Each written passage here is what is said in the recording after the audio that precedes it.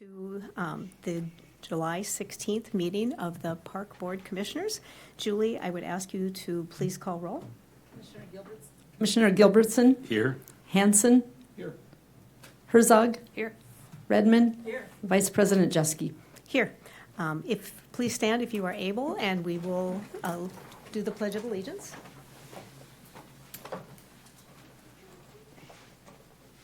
I pledge allegiance to the flag of the United States of America and to the republic for which it stands, one nation, under God, indivisible, with liberty and justice for all.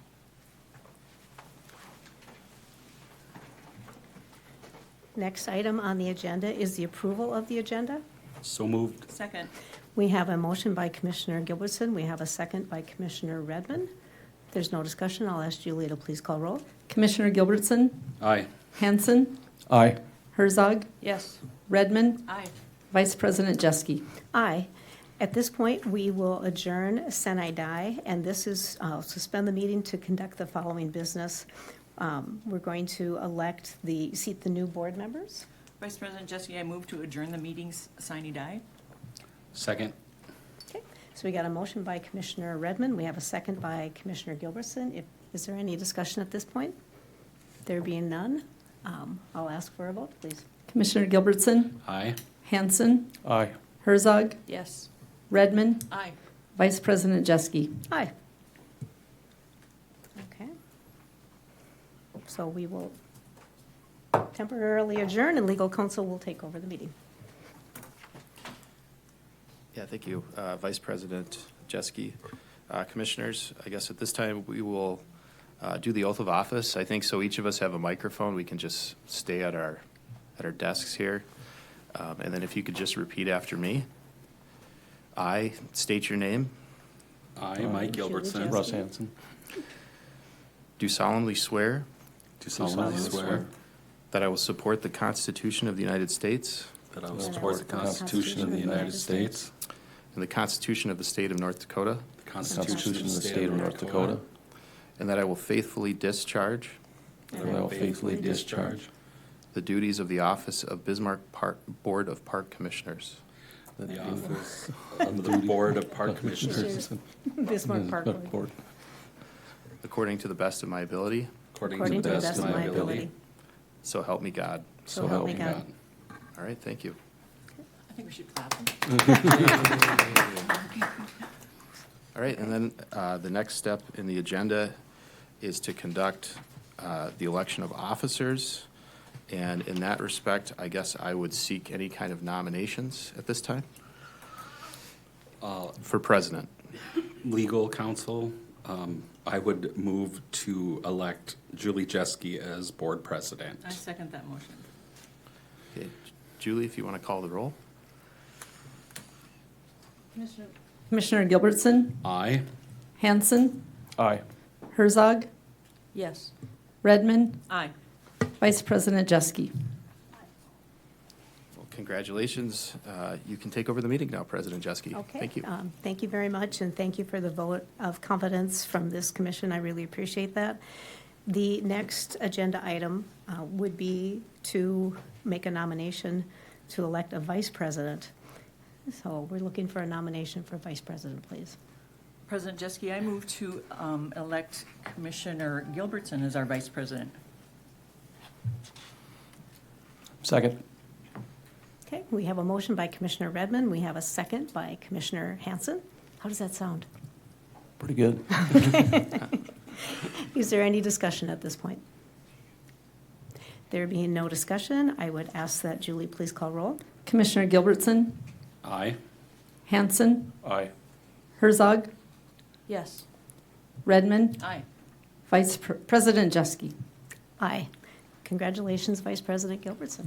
Thank you so much. Thank you. The next item on the agenda is, well, part of that agenda item is to appointment of legal counsel. So it is recommended to reappoint our current attorneys as legal counsel for the district, and that's Evenson Sanderson. So we need a motion on that, please. President Jeske, I move to appoint Evenson Sanderson attorneys as legal counsel for the Park District. I'll second that motion. Okay, we have a motion by Commissioner Gilbertson, or Vice President Gilbertson. We have a second by Commissioner Redmond. Is there any discussion at this point? There being no discussion, Julie, please call roll. Commissioner Gilbertson, Aye. Hanson, Aye. Herzog, Yes. Redmond, Aye. President Jeske. Aye, motion carries. The next thing is to assign board members to management teams.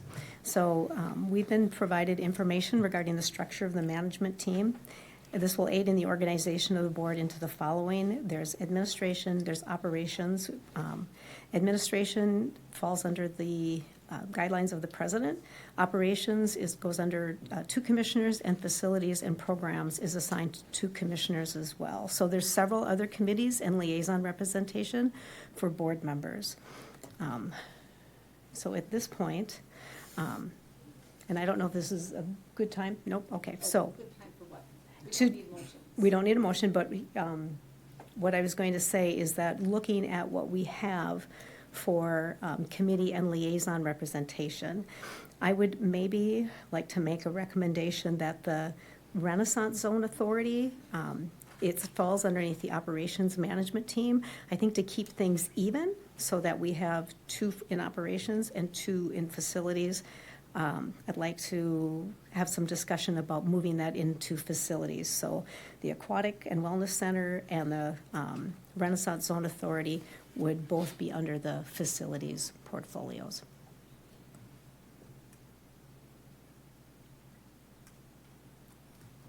It's a quiet group.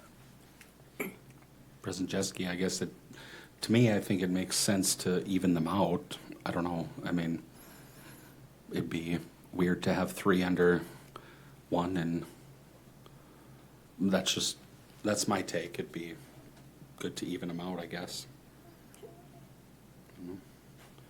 Commissioner Herzog, you've been on the Renaissance Zone Authority. Does that make sense? Does it matter which portfolio it would fall under? I guess in it your doesn't opinion? necessarily fall under facilities, so it would be an odd one, I think, to put under facilities, because it's not a facility. So, Okay. If I may interject a little bit, Commissioner Herzog, in talking with the executive team, and they say like the Renaissance Zone Authority, really the War Memorial Building would be within that Renaissance Zone area, and so that's why they felt that facilities might be a good fit for it. oh, President Jeske, commissioners, that would not qualify as a Renaissance Zone project because it's a nonprofit-owned building, so it wouldn't be part of the program. Okay. Mhm. Commissioner Herzog, looking at your expertise on the Renaissance Zone Authority, would it matter if it was in facilities or operations? Commissioners, I guess, I mean, if you want it to fall under facilities, that's not a facility. So I guess that's my only point, I guess. I don't know why it was put under operations in the first place. Does anybody know? It was prior to, Historical. No. Always done it Right. that way, huh? yeah, Yeah.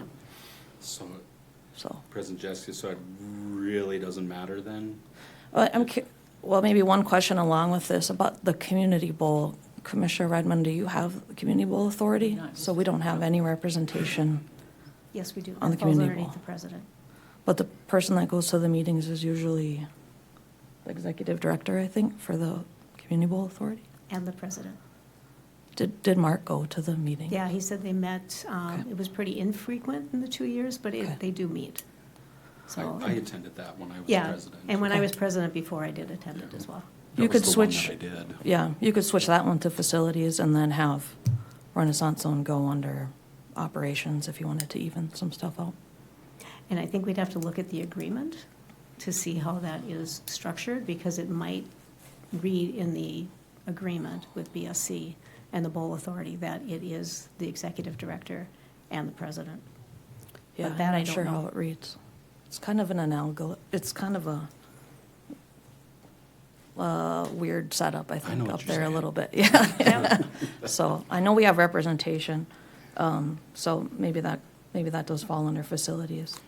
President, President, just, would it be beneficial to get commissioner portfolio assignments and then look into some of those to see if what the have Director Leaker and staff look into that to see if we could switch that, and then in August, sorry. Didn't mean to jump forward 2 months, and then in August, make those I think things. if we're gonna shift portfolios around and stuff, we should probably, maybe have that discussion a little more formally Yeah. in between these meetings instead of a jump at it, because there weren't any changes that I saw in here coming up, so. Okay. So I'm going to look to Executive Director Leaker at this point. What are your wishes, that we assign people to portfolios at this time and then kind of flesh out who takes what within those portfolios? So, or what is within those portfolios, or what would you like to see, Executive Director Leaker? We're putting you on the spot 2 meetings in Yeah. here, so welcome to the board. Well, thank you. Thank you, President Jeske, Commissioners. Yeah, I think in talking with the executive staff, we just felt that we kind of want to make these assignments just so any meetings going forward, we have representation. And as you said before, I don't know exactly if it's called out that the president needs to be a part of the Bowl Authority, but we can check on that. Something that we looked at was just making sure we had representation, and we just thought as staff, and then in communicating with President Jeske, is, let's try to even these things out so each commissioner has, kind of equal representation in their portfolios. And when we talked about the possibility of moving the Renaissance Zone, as President Jeske talked about, that, our office falls within the Renaissance Zone, and I know maybe they don't fall under the guidelines of qualifying for it, but they fall within that downtown Renaissance was kind of our thoughts, so. And I'm fine looking at it. It's in the agenda, that's under operations. So if we're going to have a discussion about it, I'd rather have some time to think about it, because it's in here as operations, not facilities. So I'm going to look at our legal counsel at this point. I'd love to have you chime in. Yeah, President Jeske, Commissioners, I guess without looking at the agreements and having those in front of us, I guess I don't know either if they do call out specifically who that is, I guess. As far as the assignment to the Renaissance Zone Authority, I also don't know if there's any kind of agreement that specifies that. I assume that there's not, because this seems to be some kind of an internal assignment that we've done in the past. So, I mean, I think it's kind of at your discretion as to what you want to do. But, I mean, if there is a desire to have additional time for staff to look at it, I mean, certainly we could do that. Look at it at the August time if you want to put somebody in that position at this point, or keep it the way it is with the person assigned to the operations portfolio. You could always make the change at the next meeting. And Commissioner Herzog, you were the representative with the Renaissance Zone. Was it not a park district chair that you occupied at that point? It is a park district, so each of the political subs has or can have someone at the table. Yep. Okay. Yep. So that would be one that we would need to keep. And Yeah, I don't think you'd want to give up your seat no, on absolutely that not. board. Yeah. Okay. So I guess the biggest question is it a big deal if we move it into the facilities portfolio as opposed to keeping it in the operations? I'm just looking at ways to even this out. Sure. Because if we put 2 Yep. in operations and we put 2 in facilities, then it makes sense to have Sure. 2 assignments. Correct? Commissioners, yeah, but I'm looking at the agenda. That was not a recommendation. It was not on here, so I don't want to make any moves at this meeting until I've had a chance to look at it. Obviously, you guys can outvote me, but I had no idea that anyone was going to make that suggestion. It never came to me, so. All right. So what would be someone's motion at this point?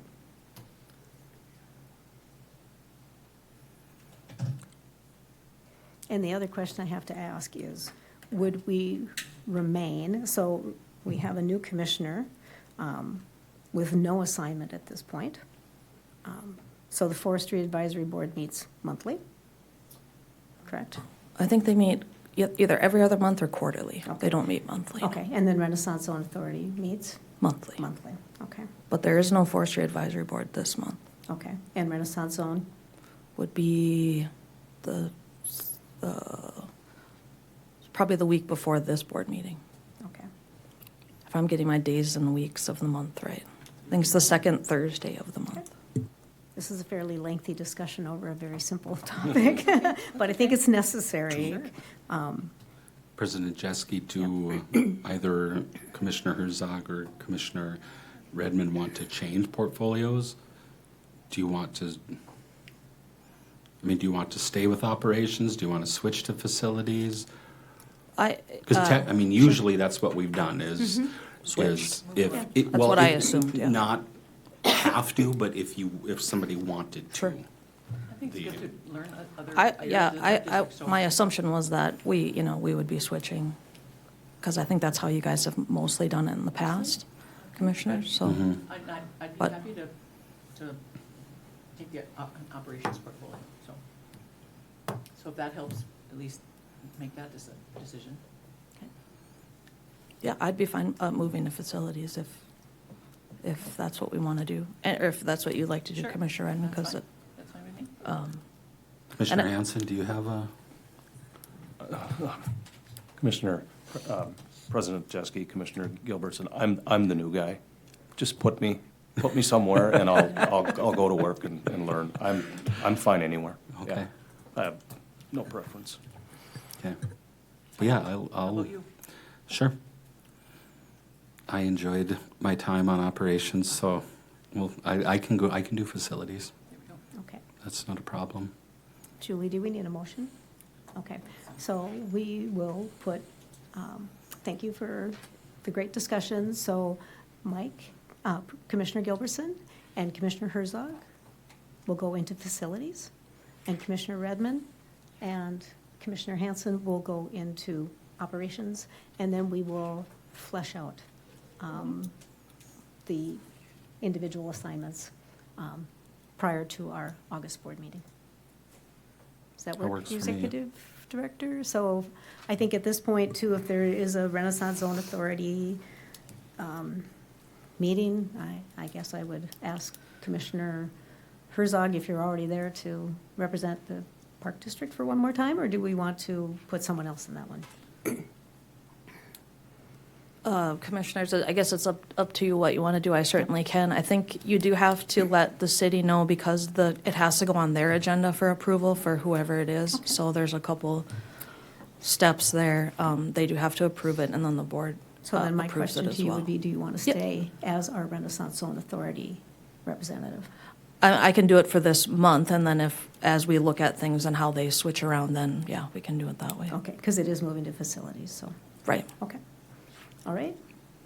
All right, I think we've got great discussion. Moving forward, Executive Director Leaker, do you have any Yeah, comments? President Jeske, Commissioners, would you want the staff to come up with a recommendation for the next commission meeting, and we want to discuss this openly again? Is that kind of what we're looking at?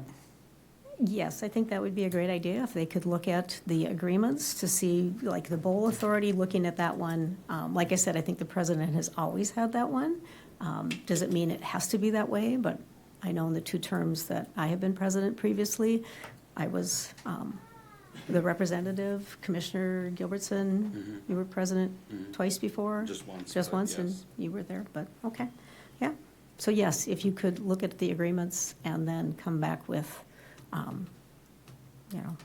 where we think everyone needs to fall, that would be, Okay, Appreciate and so it. currently, after the discussion here, President Jeske, Commissioners, we are moving the Renaissance Zone into the facilities?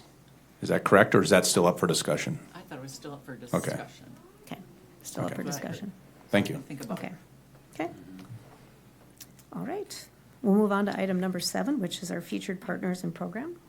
And we'll start out with President Brian Nelson. He's going to be representing the Shade Tree Players. So welcome.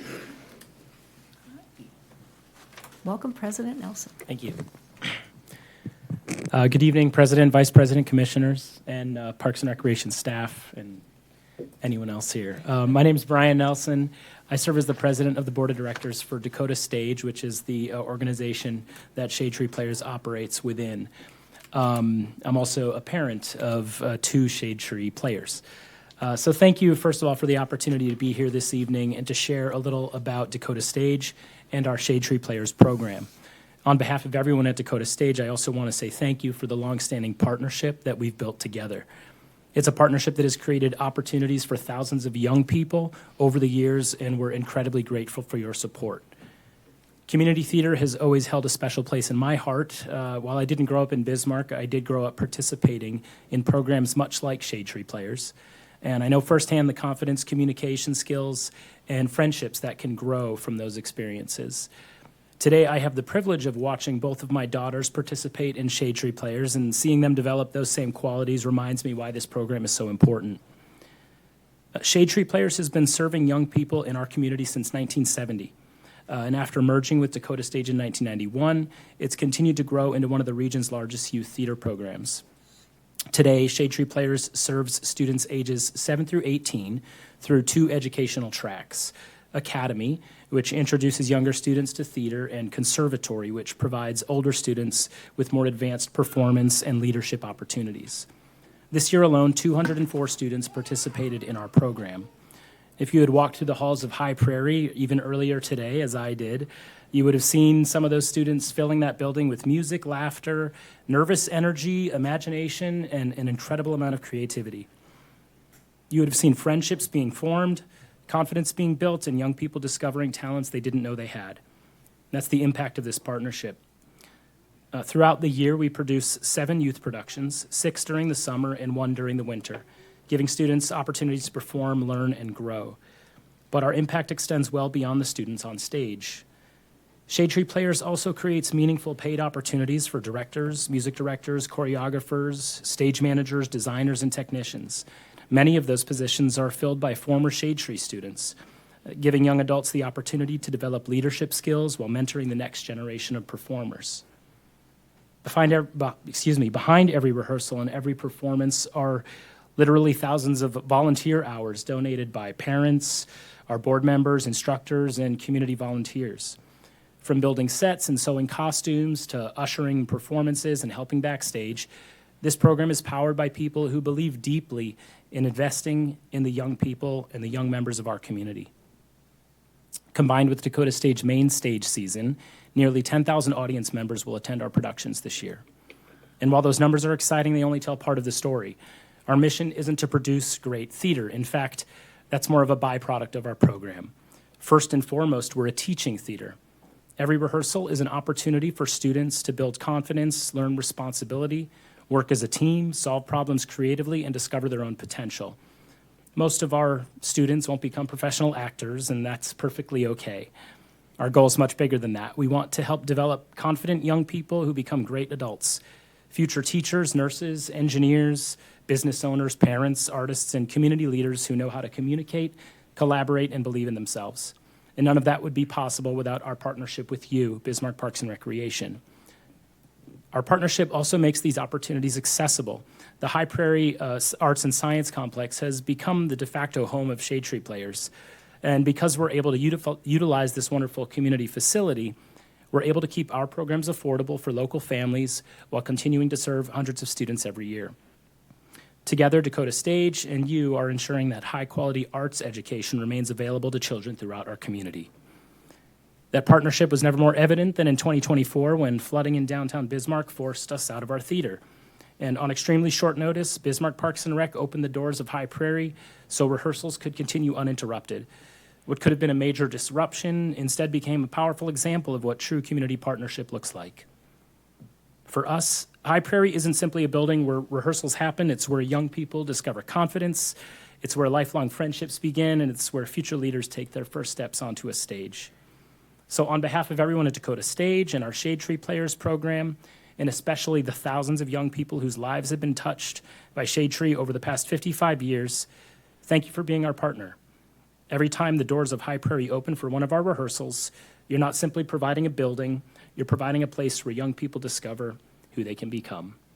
So thank you, and I'd be happy to answer any questions or hear any comments you have. Sorry, getting a little choked up because my Yeah, kids well, are I am like, too, to be honest with you. So thank you so much. yes, thank you. Brian, commissioners, questions? We'll just start with Commissioner Redmond, please. Thank you very much, President Jeske. If I call you President Zimmerman, just roll with it. I'll roll with it. That's roll with it.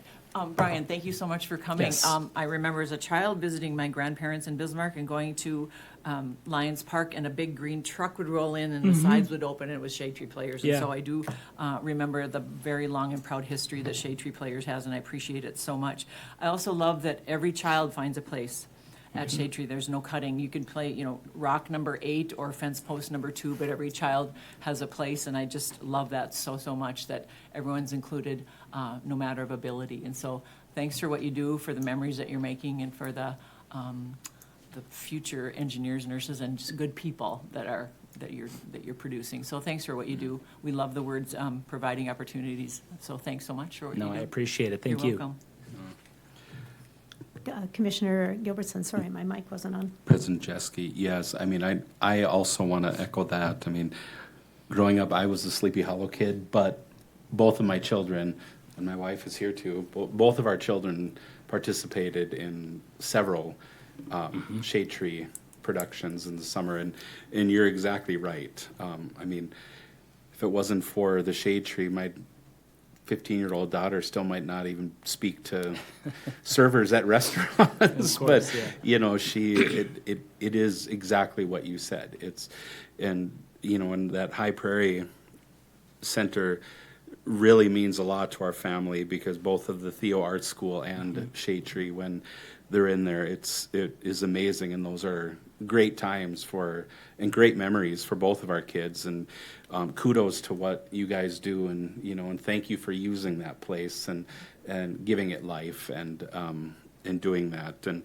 And our daughter did tell us she does want to go see Beetlejuice, so we'll probably make it up there. So Oh, that's thank great. you. Yeah, so Beetlejuice and A Wrinkle in Time, which are our conservatory programs, we actually do those downtown at Dakota Okay. Stage. Rock Bottom, which is a musical that my 10-year-old is in, very cute. That opens next week up at High Prairie. We'll probably be at most of them. Yeah, so no, thank I love you. it. No, thank you for your support. Appreciate it.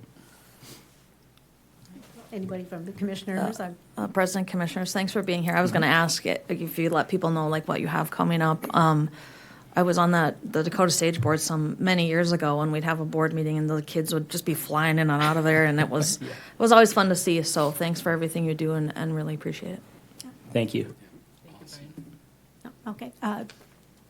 Brian, may I ask you, how many productions do you do a year? Yeah. And then how do you find out about those, like Commissioner Herzog had alluded to? So go to your website? Yeah, no, great question. So the Shade Tree program does 6 during the summer. So That's those ambitious. those are broken up into kind of 2 sessions for each of the young kids shows. So there's kind of 4 productions for the younger kids, and then 2 productions for the older kids for the conservatory program. Registration for that usually starts around January. DakotaStage.org, which is where all of our information is kind of the best place to go for that. That's where you do the registration and find out information. And then Dakota Stage as an organization also produces 5 main stage productions each year. So it's a busy year-round thing. Keeps us on our toes. And are you pretty much year-round? So January to December, you can typically find a production going on someplace? Yeah. So really, our main stage season operates more during the school year. October is usually kind of our first show, and then May is our last show, and they're kind of spread out every 6 to 8 weeks through there. And then the summer is just kind of all the way through, almost every week from like June 20th until August 5th or 8th. There's a production every weekend. So yeah, it's a year-round program. And my last question, I know you said that it's for ages between 7 and 18. Yes. Did you mention how many people or how many children typically participate? I'm sorry, I may have Yeah, said no, it it's out of totally turn. fine. Yeah, so I said a lot. So, over the past fiscal year, we had over 200 students, 204 to be exact. And one of the things I didn't mention is we are able to provide some scholarships for some of those students as well. There's a cost associated, of course, but through donations and kind of our own budgeting, that is something that we want to make sure, to your point, Commissioner, we want to make sure no one is left out because of a reason like that. So that's very important to us. Thank you so much, Brian. It was great learning about shade tree players. I have heard Beetlejuice is wonderful. Yeah. Julie Fornshell was just saying that her niece is in it. Oh, nice. Yes. Yeah, She's it started in last night, and I think they continue through Sunday, so Okay. catch that for I'll sure. have to check that out. So Thank you so much. Appreciate you coming here. Thank you. And take care. Okay, we'll move on to our next featured partner in programs, and we are excited to have President Steve Krentz here with the Bismarck Horse Club and his beautiful wife. Thank you, Welcome. President Jeske and Commissioners. Really appreciate this. This is really an honor for me to talk to you. The Bismarck Horse Club's been a passion of mine for a long time. Sharon and I met kind of around horses, and she's been a member since 60 years. And I've been involved for over 30 years. So it's really been kind of a fun activity to be involved with. Our partnership with the Bismarck Parks and Rec is, I think, one of the stronger things I've been recognizing over the years is we have such a good working relationship. I mean, going all the way back to Randy and crew from years gone by, it's been fun. The horse club's been involved with, it was organized back in 1947. So next year, we're celebrating our 80th anniversary. And so we've been involved with the Bismarck community for a long time. And it's actually kind of comical from, you think about it. The original horse club arena was where the Elks area was at. And it moved out of town down to that wooded area down by Fox Island. And the idea was to keep horses from the community, horse members, out of town, but close to town so they'd go riding. Obviously, town evolved around and developed it, but we've had a really great facility that we take a lot of pride in. We get comments every year, every event that we have. This is one of the best facilities in North Dakota. And probably a multi-state area. Between the trees, the shade, the ground. The ground is really what makes people really happy to be down there. The North Dakota, or the National Barrel Horse Association, have claimed that's one of our best grounds they run on. And they really have concerns about safety of the horses. Our club is really, I'm going to read this off. Our purpose is basically to groom or to promote, develop, encourage an interest in horses, their humane, intelligent treatment, care and training, their recreational use, and in local enjoyment among the members of the club. And it's something we take to heart. I mean, we see people come up through the club, and it's, I think in the last few decades, it's been fun to watch kids come up, go through the events, evolve, develop, mature, gain the confidence, and all of a sudden they're bringing their kids. And all of a sudden those kids are coming up through. Now we're starting to see the third generation coming back through. And I'm hearing stories from parents like, yeah, their kids who started in this club doing walk trot events are now off chasing rodeos. They're running their truck and their trailer down the road on their own with the confidence and ability to chase their rodeo dreams and chase events all across the state. We host we normally have about 4 play days a year. And they're broken into 3 categories. We have a speed event, which are timed events, the barrel racing, pole bending, fun races that are timed. We have our English events, which are English equestrian type activities. And then the Western events that are show type events that folks sort of follow their own category. But it really creates a cross-program training of folks that move on to, from our local club, learning opportunities to bigger events. We've had folks that start in our club go on to national events. The facility we have is something that really take a lot of pride in. And because of the Parks and Rec and because of the Horse Club, our working relationship, I think, keeps evolving and improving that facility to the point where we've actually had nationally known 6-horse hitch come in and stay overnight.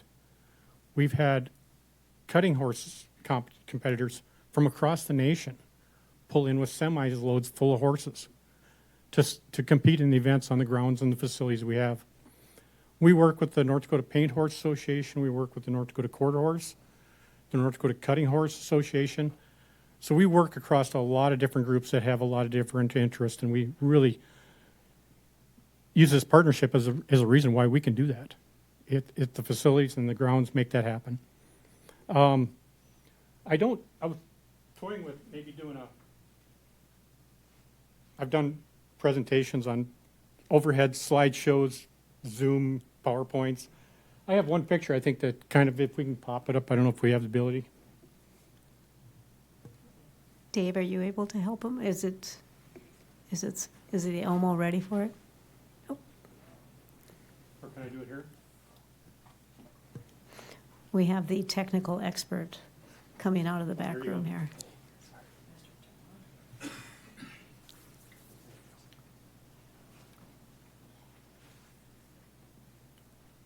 Oh, great. This was last Friday night down at the horse park. Of course, we dealing with some pretty warm temperatures last weekend, but our speed events we normally hold on Friday night. And we have riders from 2 to 70 plus. It's a wide range. And of course, now we're, like I mentioned, we're getting parents and grandparents of kids that are coming back in. And it becomes really a family event. And it's kind of fun to see that happen, that camaraderie, the family time. So that event is, that picture kind of depicts what it's about. It's everybody coming together. It's pretty relaxed. It's pretty low key. We don't create a lot of competition, but we do have competitors. Don't get me wrong. These kids are just as competitive as anybody else, but we keep the pressure down to allow them to gain the confidence. We have events that were, like I said, 2 to 5-year-olds, where they're led in on with the parents on horseback. And it's the cutest thing. If you have never seen it, it's fun. I mean, these kids dress up to the nines. They got their horse. They're doing their best. They're just doing everything they can, and it's just fun to watch that effort and confidence start to build. Of course, within a few years, they're off chasing their own patterns and horses. So, our club, like I said, has been around since 1947. We've had great people involved with this. It's run by volunteers, obviously, from Walt and Evelyn Newens to Dick Roush. I mean, there's folks through that 80-year history that are been part of this community and help develop the horse club into what it is today. And it's all been stepping stones and building blocks to where we're at now. But I was told to keep it brief. I want to thank Dave for the invitation. But if you have any questions, I'd be free to answer, happy to answer. Commissioner's question, Commissioner Herzog. President Jeske, Commissioner Steve, thanks for being here. I've learned what quarter horses are, or the difference between that and cutting horses since I've gotten to know you. Can you talk about, we've done a couple of matching grant things with you recently. Can you just let the public know kind of what you guys are doing down there with matching grants and how that's helped you guys? Yeah, Thank definitely. That's one of the things I think I've really been happy to have as a tool in our toolbox. Facilities like this are constantly needing to be improved and updated and modifications made to make them better. We're gaining some regional reputation of having great facilities. We want to make sure those are still safe for the horses, for the contestants. That's our first primary concern. And so some of the improvements, like improving facilities in the barn, making that easier to accommodate, making it cleaning, making it ready for the eventers to come in, to working on updating the South Arena to accommodate the North Dakota Cutting Horse Association and our own play days, making that arena a little better, because that was built in past members, and we were talking about it, and it's like, I think it's been over 20 years those arena posts, or those posts and rails were put in, and it's gone through a couple floods, and obviously trying to make those safer for the events and is what we're going to make it happen. Oh, yeah, the garage doors in the barn, yes. Thank you, Commissioner Herzog. Commissioner Gilbertson. President Zimmerman, Yep. I mean, I'm sorry, President Jeske. Thank you, Commissioner Gilbertson. Yeah, exactly. Sorry.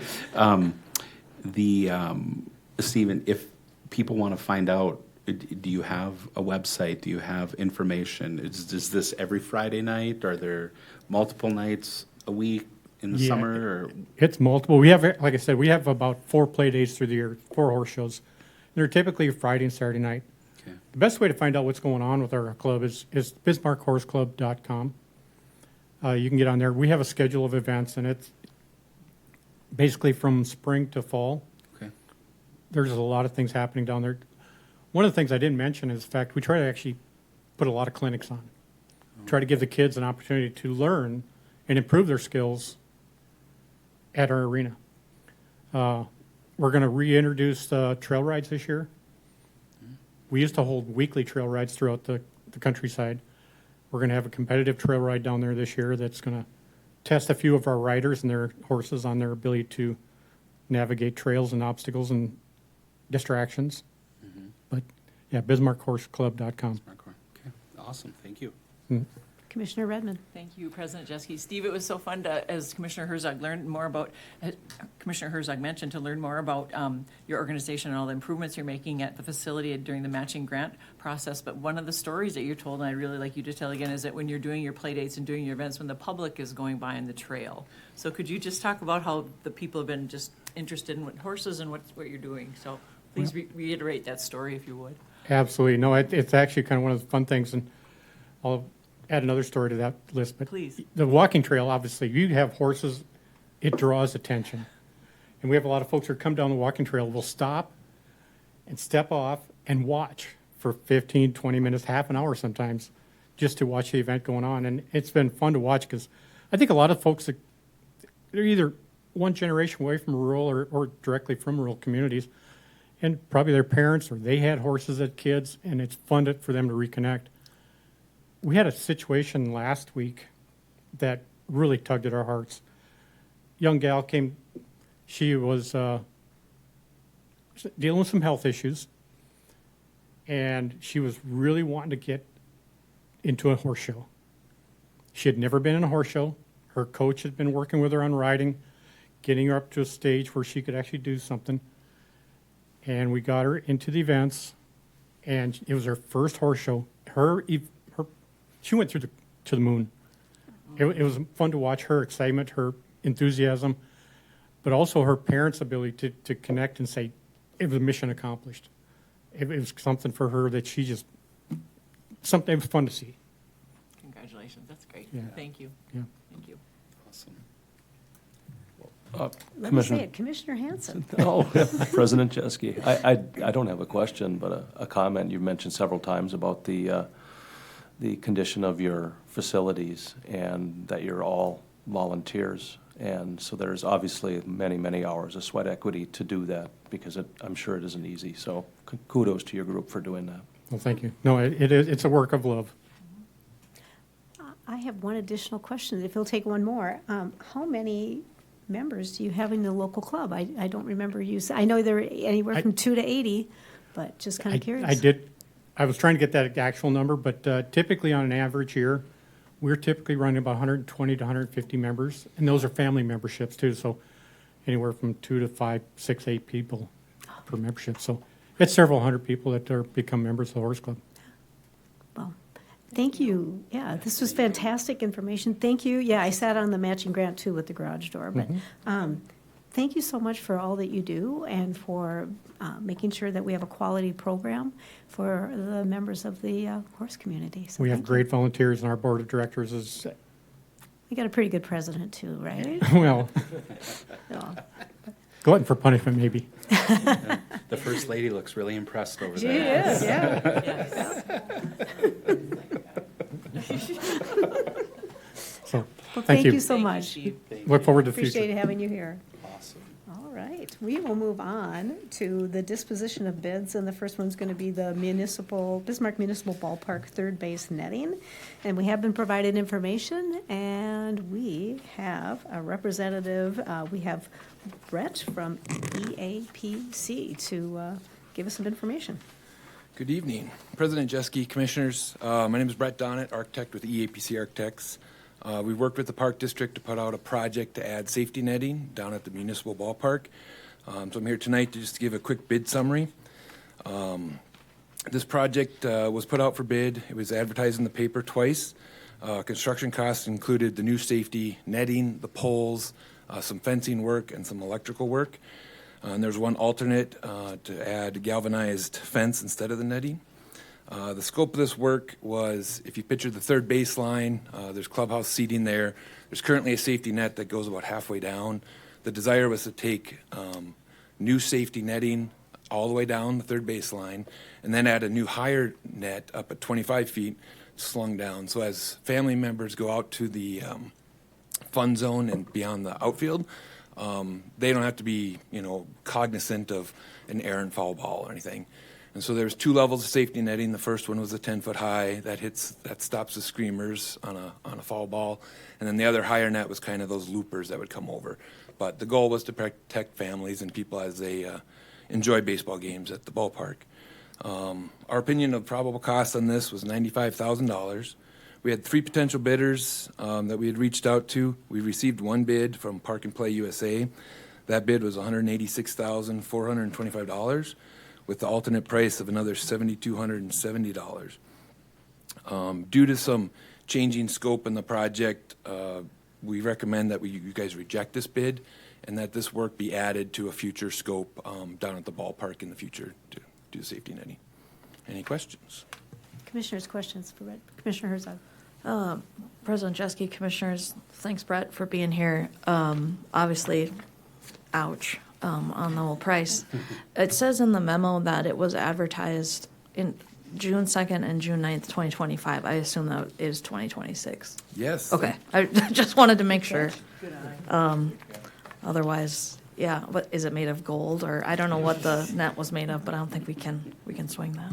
Yeah, President Jeske, Commissioners, the project, originally we'd been talking about this since we did the turf project a couple years ago, and so Yeah. we knew a price of the safety netting. Due to the availability of contractors and the work to actually take down the composite board fence, cut it down, reinstall it, and reinstall the power, the budget just kind of got blown. So it wasn't, if I may continue, it wasn't necessarily the netting, it was just all these other incidental Correct. things that made it. Okay, Yep. sounds good. Thank you. Anything over here? Brett, if I may, just ask one question.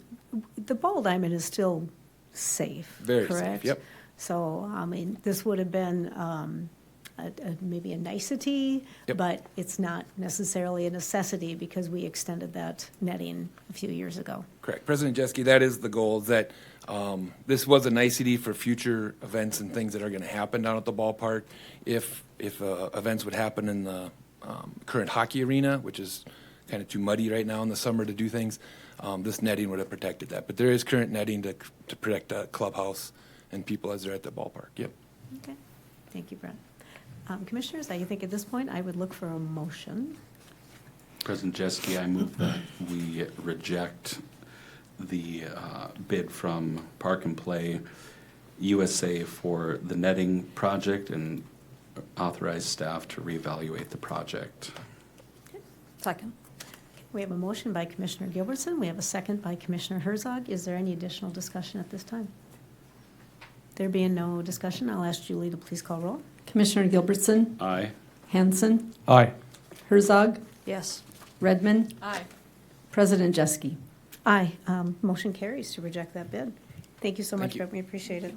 We'll move on to the Capitol Ice Complex concession bid and proposed agreement. And coming to the podium is our Facilities and Program Director, Mike Wald. So he'll review the bids. Welcome, Mike. Good evening, President Jeske and Commissioners. Bismarck Park District requested bids for a vendor to operate concessions at the Capitol Ice Complex with a minimum bid requirement of 15% of food and beverage sales after state and local tax. We received 1 bid from the Bismarck Hockey Boosters, who have been operating the concession stand since 2017. They were able to meet all details outlined in the bid documents and provide a bid of 18% of food and beverage sales. Staff recommends accepting the bid from the Bismarck Hockey Boosters in the amount of 18% to operate concessions at the Capitol Ice Complex, along with the operating agreement presented. Any questions? Commissioners, questions for Mike? President Jeske, and no, not necessarily a question, but just as a former hockey parent, I can say that this vendor has done and does do a great job, and it's always going to be staffed due to dibs hours, so they never have a hard time getting people to work. So I would move that we accept the bid from Bismarck Hockey Boosters in the amount of 18% to operate the Capitol Ice complex concession stand along with the operating agreement that has been presented. I would second that motion. Okay, we have a motion by Commissioner Gilbertson. We have a second by Commissioner Hanson. Do we have any discussion at this time? Being no discussion, I'll ask Julie to please call roll. Commissioner Gilbertson, Aye. Hanson, Aye. Herzog, Yes. Redmond, Aye. President Jeske. Aye. Thank you, Mike. We appreciate it. Motion passes. We'll move on to the introduction of the 2027 operating budget, and with us today is the Finance Director, Kathy Feist. So she'll address the board regarding the proposed 2027 operating budget. It seems like 2026 is flying by. Good evening, President Jeske and Commissioners. The 2027 budget information in your agenda packet is a summary of the more detailed information that was included in the proposed work plan and budget workbooks that were discussed during our budget meetings. The information that I have on my slides is a summary of the information in your agenda packet, and were not included specifically in your agenda packets there. We're going to start with by looking at the budget as a whole for the 2027 proposed preliminary budget. All funds are combined for 2027, proposed to be at $29,154,000. That's an increase of 3.3% over the prior year. The general fund also increased by 3.3%, or $750,100, to be proposed at $23,147,000. Taking a closer look at the general fund expenditures, we have salaries and wages for full-time employees at 23% of the budget, or $5.3 million. Salaries and wages for part-time employees, just over $4 million at 18% of the total budget. Supplies and operations are $2.7 million, or 12%. Utilities are just under $2.2 million, or 9%. Capital expenses are $3.6 million, or 16%. Insurance comes in at just under $2.9 million. Contract services are just over $2 million, or 9%. And then we round that out at other with 1%. On the revenue side, the general fund is budgeted by $9.4 million in taxes. That's 41% of the overall revenue. State replacement, which consists of the state aid, primary residence credit, and also the homestead credit and disabled veterans credit, that is at $4.6 million, or 20% of the budget. Then generated revenue is at $9.1 million, or 39% of the overall revenue budget for the general fund. The generated revenues include fees and charges and interest and those types of revenues that are collected. All funds are funded by, when we combine those, they are funded by 47% of property taxes, state replacement is at 19%, and then generated revenues is at 34%. The estimated mill levy value for 26 for the 2027 budget year is estimated to increase 4.33%. When we look back at what was levied in the current year or in the previous year for the current year's budget, we have 237.10 total mills levied by local taxing entities. The Park District levied 32.09 mills, or 13.5% of the total mill levy. That means that for every dollar of local property taxes collected, the Park District gets 13.5 cents. Estimated mill levy for 2026 to fund the 2027 budget, we're at estimated 32.06 mills, so that's a slight decrease over the current funding year. When we look at what the impact would be to a property owner, so based on a property that is valued at just under $370,000, and you work through the math of how the property taxes are assessed, basically it's a break even. There would be no real impact, no real change in the Park District taxes. That would only change if there was a valuation change that occurred to the property owner. Additional items that are included in the budget, we have a 4.5% salary increase for full-time employees. We have not included any new full-time employees, so we are staying at 70 authorized full-time employees. We have made proposed changes to the seasonal and part-time pay plan. That information, detailed information, was included in your agenda packets. That includes changes to the fitness class and safety village instructors. our Blast Activity Center coordinators, and our youth basketball officials. On the fees and charges, we have included in your agenda packet the detailed proposed changes for that.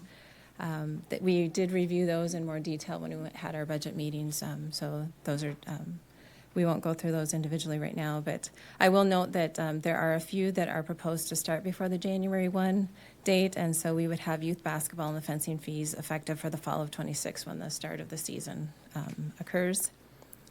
For capital projects, we have an excessive list of capital projects and capital equipment that are funded in 2027.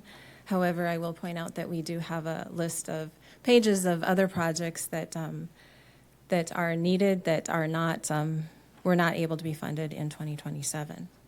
On the long-term liability side, we are paying off about $3 million in principal on our long-term debt, and that includes revenue bonds, general obligation bonds, and special assessment debt. And then as a final note, we do have pending general obligation bonds that we plan to issue either later in 2026 or in early 2027. That would be in the amount of $6 million for the parking lot projects that we have put together to be funded with that bond issue. That will be bid in August. That concludes my summary of the 2027 budget.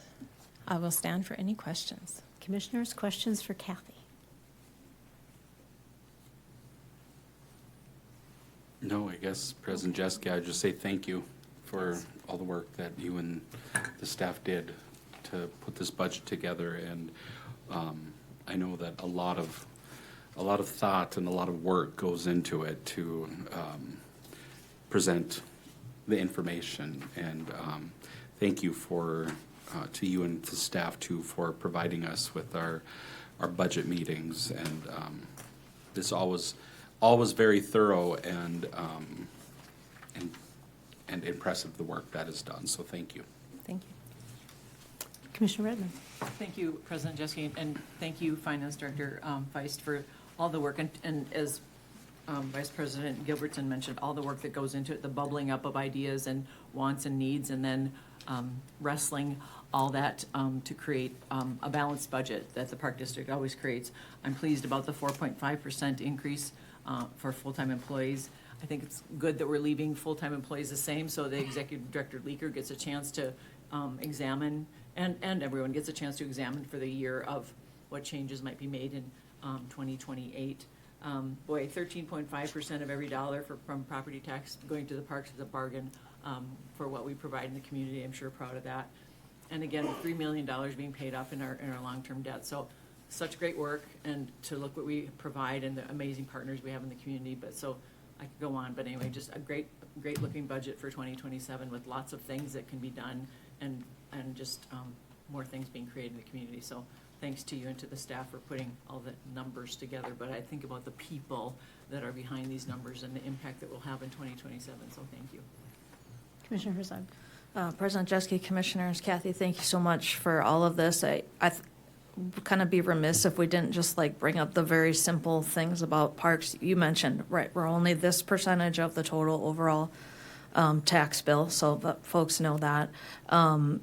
Will you just talk a little bit about, I think a lot of people think that the 3% cap that the legislature has put on us is that means only your property taxes are only going to go up 3%, which isn't the case. It's our overall budget. So could you just explain that better than I just did for the viewing public?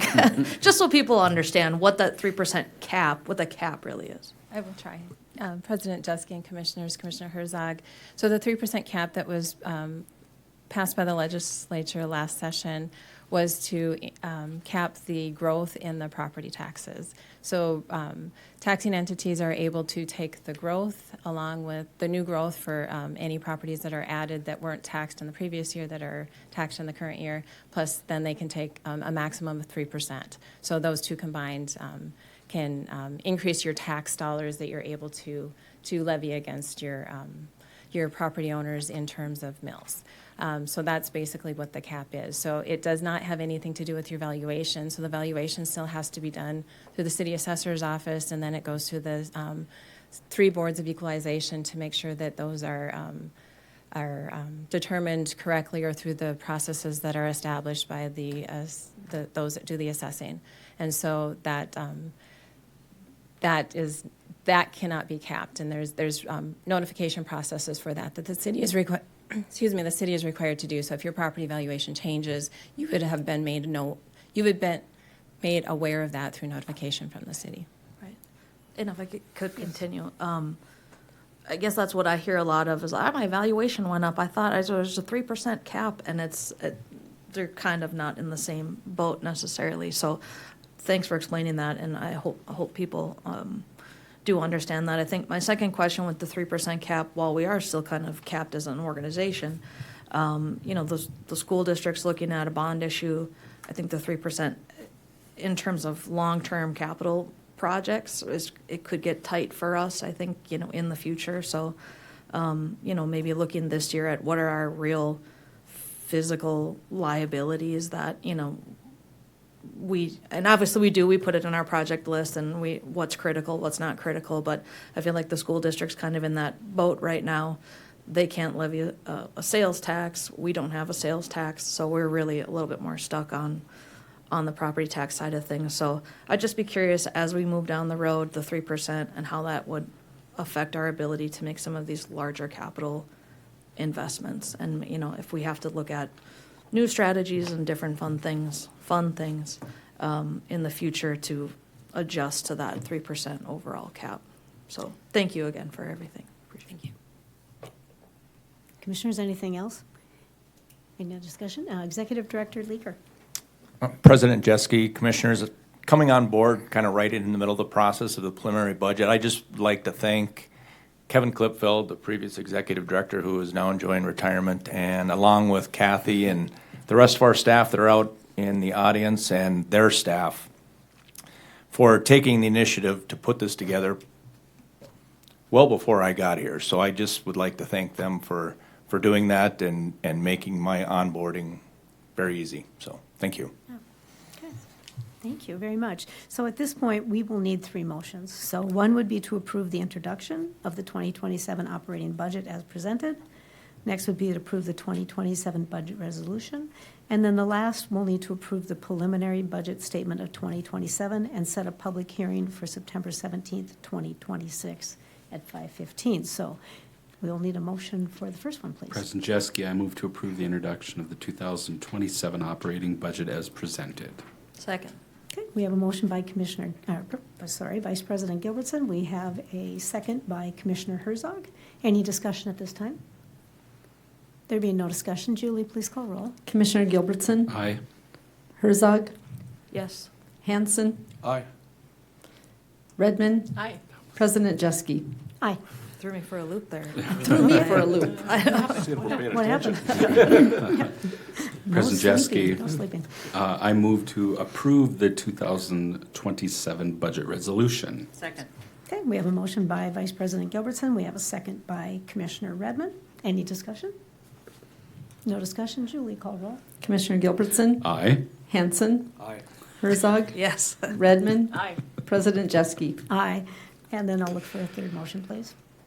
I move to approve the preliminary budget statement for 2027 and set the public hearing for September 17th, 2026 at 5:15 p.m. Second. Okay, we have a motion by Commissioner Redmond, and we have a second by Commissioner Herzog. Can I, if I may, Yes. President Jeske, just another thing that happens every year, that's the street fair date. So I'll probably be here sweaty looking and leave after that's finished. And just so you know, the streets will be closed. So anyone who's coming to that Yeah. meeting, Don't park on Fifth. prepare Because I think yourselves. Commissioner Munson got towed that one time. Yeah, so I'm just, Yeah, yeah. if we could leave the agenda light besides that, so I don't miss a whole bunch, I'd appreciate that. And I'll be here and be sweaty, and then I'll be gone. Yeah, Thank you. okay. Duly noted. Any other discussion? Julie, please call roll. Commissioner Gilbertson? Aye. Hanson? Aye. Herzog? Yes. Redmond? Aye. President Jeske? Aye. We'll move on to item number 10, excuse me, which is the consent agenda. So we can approve all of the items on the consent agenda, or we can have one removed. and vote on it separately. So first is consideration of the June 18th, June 25th Park Board meeting minutes. And both of those minutes were included in our packets. The board authorization to request qualifications for engineering, architect, and planning services. And that process is completed every 2 years. And staff is requesting authorization to request qualifications again for 2027 and 2028. So what is your wish with the consent agenda? Move to approve the consent agenda? Second. So we have a motion by Commissioner Redmond. We have a second by Vice President Gilbertson. Any discussion at this point? Okay, Julie, would you call roll, please? Commissioner Gilbertson, Aye. Hanson, Aye. Herzog, Yes. Redmond, Aye. President Jeske. Aye. We'll move on to the approval of the bills. I need a motion, please. So moved. Second. We have a motion by Vice President Gilbertson. We have a second by Commissioner Redmond. If there's no discussion, Julie, would you call roll? Commissioner Gilbertson, Aye. Hanson, Aye. Herzog, Yes. Redmond, Aye. President Jeske. Aye. We have an upcoming meeting, so the Board of Park Commissioners will have orientation on Monday, July 20th, 2026, at 3:30 in the Park District Administrative Office. And our next regular board meeting is scheduled for August 20th, 2026, at 5:15 in the fabulous Tom Baker Meeting Room. Meeting adjourned.